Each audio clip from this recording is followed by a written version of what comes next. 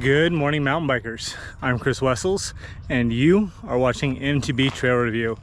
Today, I'm bringing you not just Big Rock, which you've seen before, but also Pyles Peak, which I just made to the end of. This is the end of the line for bikes right here.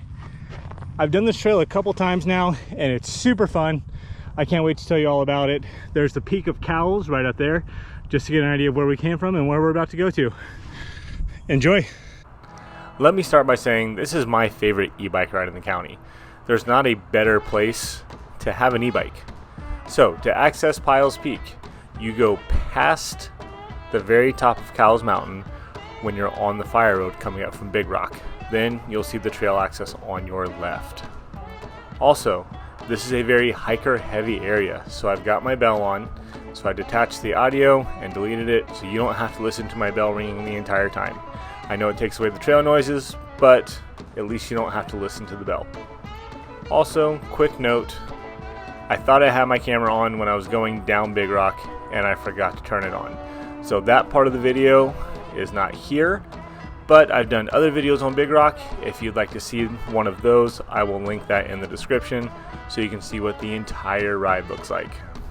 Now, on to Pyles Peak. First, you don't have to have an e-bike to ride this. If you ride this on a trail bike or an enduro bike or on anything that you pedal without a motor, good for you, because Pyles Peak starts with a really fun fast downhill, as you can see here. Then it has a big old climb in the middle, and then you get some more downhill, and then you turn around and you have to climb back everything else that you came down.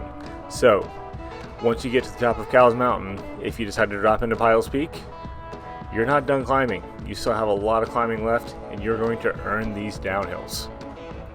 So, are they worth the climb? On an analog bike, I'm not sure because I've never done it. But on an e-bike, yeah, absolutely. This trail is super fun. The first time you ride it, take it a little slower. There's some flat corners that kind of sneak up on you. There's also some switchback turns that are pretty tight with water bars. And if you are ripping down this trail and you don't know what's coming, you're gonna have a bad day. Second, the thing I really like about this section is it's pretty empty. I've ridden this trail 3 times now, and I've seen 2 people running and they were together, and that's it. Outside of that, I have never seen any other users on this trail. So you kind of get the Big Rock experience with a lot less worry about, am I going to come up on a hiker super fast? So if you decide to add this section to your Big Rock adventure, it is an out and back. So anything you ride down, you get to climb. Anything you climb, you get to ride down, which kind of gives you a chance to look at some of the lines when you're out here for the first time. If you're not on an e-bike, I would bring your enduro bike. As you can see, there's some chunk. It's definitely loose. It's got some steep sections, and it's very enduro bike friendly. If you are an accomplished rider, you can definitely ride it on a trail bike and still have fun. If you ride it on a hardtail, you're gonna get beat up, and just be prepared for that. That said, if hardtails are your thing and you have an aggressive hardtail, you can probably do this trail just fine. After a short climb, you'll get your second part of the downhill, heading all the way out to Pyles Peak. This is another 2 minutes or so of downhill. You'll have a couple sections that are nice and chunky. You'll have a couple sections that have, some desert style flow, and you'll have lots of little water bars that you can drop off of. So, enjoy this downhill, and I'll be back shortly.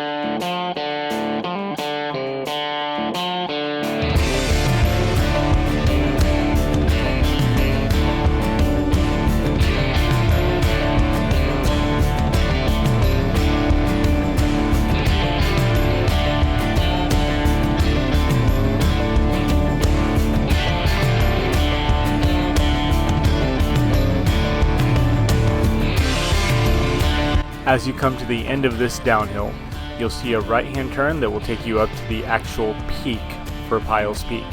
But bikes are not allowed up there, so this is a great spot to take a break, take in the view, then turn around and pay the price for all that downhill that you just rode.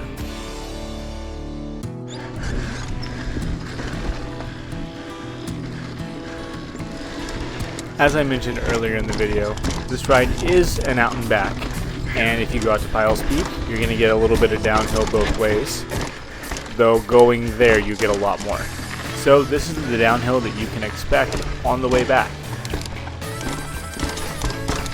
Whew. So these sections are challenging. You have a few tight switchbacks with water bars, but then it opens up a little bit. You get to let go of the brakes and have some fun before you hit that really big climb back up to the peak.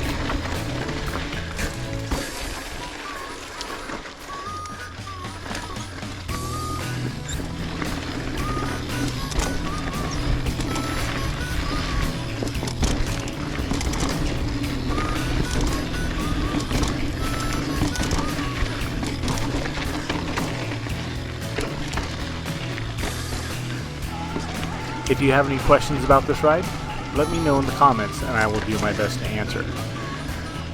As I said earlier, I meant to ride Big Rock as well, but I forgot to turn my camera on because, well, that happens.